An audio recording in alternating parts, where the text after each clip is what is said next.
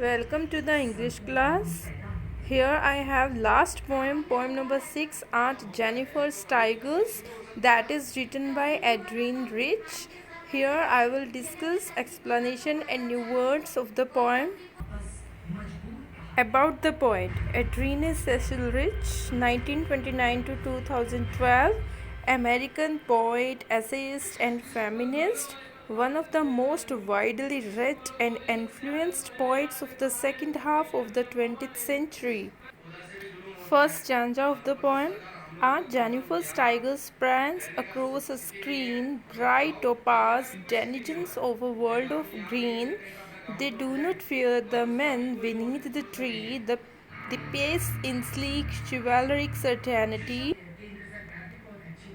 इस स्टेंजा में पोएट ने एक ऐसी लेडी के बारे में बताया है जिनका नेम है आंट जेनिफर। उनको दिखाया गया है कि वो एक पीस ऑफ क्लॉथ पर एम्ब्रॉयड्री कर रही हैं। ये जो एम्ब्रॉयड्री है एक पैनल पे वो कर रही हैं। ये कोई टेबल क्लॉथ भी हो सकता है या कोई वॉल हैंगिंग भी हो सकती है। The patron shows tigers who are moving and jumping around all over the fabric. और जो पैटर्न है जिस पे जो पोइट ने दिखाया है कि जो एम्ब्रॉयडरी वो कर रही हैं, जो टाइगर्स हैं वो उस पैनल पर चल रहे हैं और जंपिंग करते हुए दिखाया गया है उनको।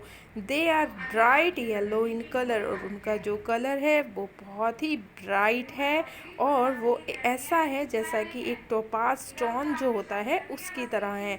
यहाँ पर जो लाइन का कलर होता है येलो, उसको टोपाज स्टोन के साथ कंपेयर किया गया है एज अ सिमली के तौर पे। The dense green forest background is their home. जो पॉइंट है उन्होंने बताया है कि जो टाइगर्स होते हैं उनका जो हैबिटेट होता है, उनका जो होम होता है वो ग्रीन फॉरेस्ट होता है, जंगल होता है। और जो ये टाइगर होते हैं ये अपने आप को बहुत ही proud and fearless citizen forest के समझते हैं। Here is a contrast between Aunt Jennifer and her tigers. The tigers are fearless, but this lady who is embroidering them is not so. यहाँ पर पोएट ने एक शार्प कॉन्ट्रास्ट किया है aunt Jennifer के बीच में और साथ में उनके टाइगर्स के बीच में जो वो एम्ब्रॉयड्री कर रही हैं। जो टाइगर्स होते हैं वो कैसे होते हैं? बोल्ड होते हैं, स्ट्रॉन्ग होते हैं, फियरलेस होते हैं। लेकिन जो ये लेडी है, जो आंट जेनिफर है, जो एम्ब्रॉयड्री कर रही हैं, वो बिल्कुल भी उनके ऑपोजिट है। वो बिल्कुल उन जैसी नहीं है। She is not fearless, she is very timid. The tiger looks elegant, shining and full of grace. जो टाइगर्स होते हैं वो एलिगेंट होते हैं, फुल ऑफ ग्रेस होते हैं, शाइन उनकी आंखें कर रही होती हैं। लेकिन जो आंट जेनिफर है वो उनके बिल्कुल ही ऑपोजिट है। सेकंड स्टांजा में हम पढ़ेंगे कि आंट जेनिफर उन टाइगर्स के ऑपोजिट क्यों हैं, क्यों वो फियरलेस नहीं है, उसके बारे में हम इस सेकंड स्टांजा में पढ़ेंगे। Aunt Jennifer's fingers fluttering through her wool find even the ivory needle hard to pull. The massive weight of uncle's wedding band sits heavily upon aunt Jennifer's hand. Poet ने बताया है कि जो lady है जो embroidery कर रही हैं पैनल पर, उनकी जो फिंगर्स हैं वो बहुत ही ट्रैम्बल कर रही हैं, कांप रही हैं। क्यों कांप रही हैं? Because her married life is not happy, her husband is not a good person. वो अपने हस्बैंड से बहुत डरती हैं और जिसके कारण जब वो टाइगर को पैनल पे ड्रॉ कर रही हैं, एम्ब्रॉयड्री कर रही हैं, तो वो उनकी जो फिंगर्स हैं वो ट्रैम्बल हो रही हैं फियर के साथ। She is pursuing her hobby in her free time but probably she is still afraid of her husband who could scold her. Poet कहती हैं कि वो अपनी जो उनकी हॉबी है, वो जो एम्ब्रॉयड्री करने की उनकी हॉबी है, उसको अपने फ्री टाइम में वो कर रही हैं। बट उनको अपने मन में कहीं ना कहीं डर है कि अगर उनके हस्बैंड आ गए तो वो उनको स्कोल्ड करेंगे, मीन्स उनको डांटेंगे। Her fingers are so tired of working endlessly all her life. वो कहती हैं कि जो उनकी फिंगर्स हैं वो बहुत ज़्यादा टायर्ड हो गई हैं इतना सारा काम करके अपनी लाइफ में। उन्होंने एंडलेसली काम अपनी लाइफ में किया है और अब उनकी जो फिंगर्स हैं वो बहुत ज़्यादा टायर्ड हो गई हैं। The needle is also heavy for her to pull out of the cloth. और जो नीडल है उनको बहुत ज़्यादा वो हैवी लग रही है कि वो क्लॉथ में से उस नीडल को निकालना, पुल आउट करना उनके लिए बहुत ही एक हैवी वर्क हो रहा है, because she is so tired. जो वर्ड यूज़ किया गया है अंकल्स वेडिंग बैंड, उसका मतलब ये है कि ये उनकी शादी का एक बैंड है जो उनके हस्बैंड ने उनको शादी के दिन दिया था और अब तक उन्होंने वो अपने हाथों में पहना हुआ है।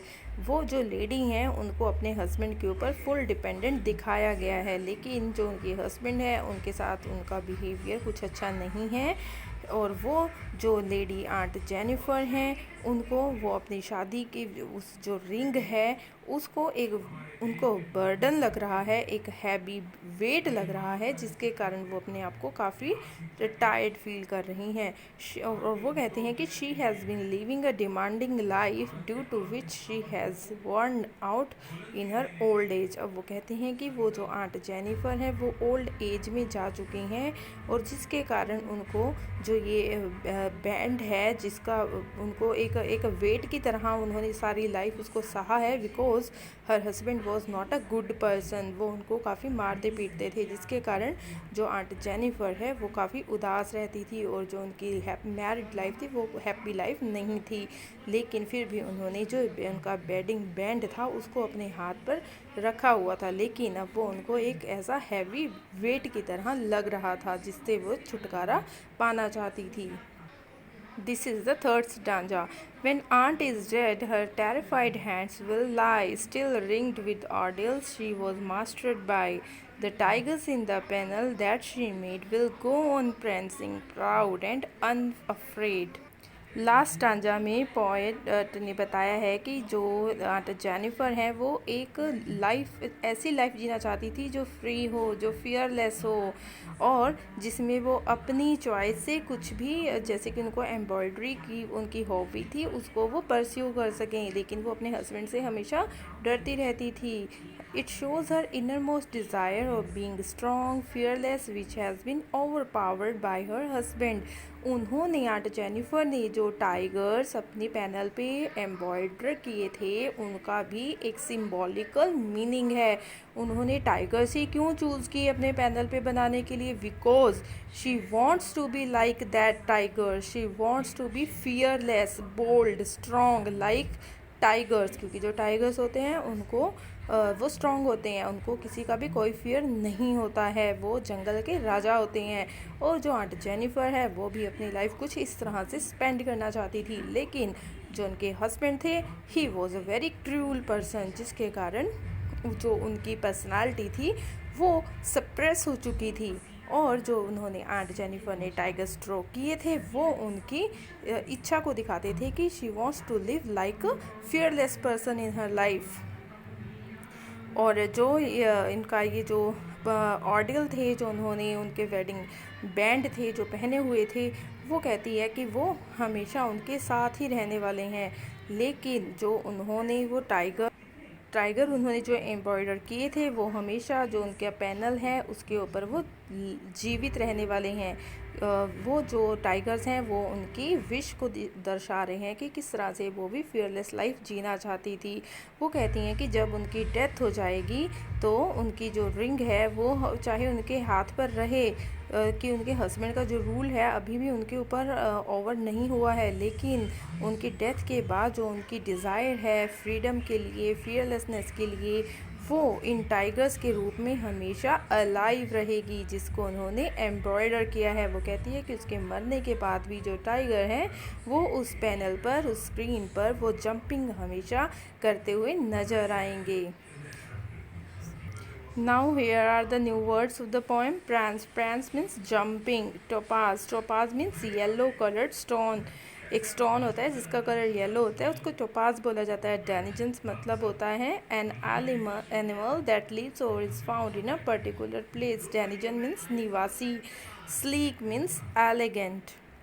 शिवलरिक मीन्स कर्टियस होना।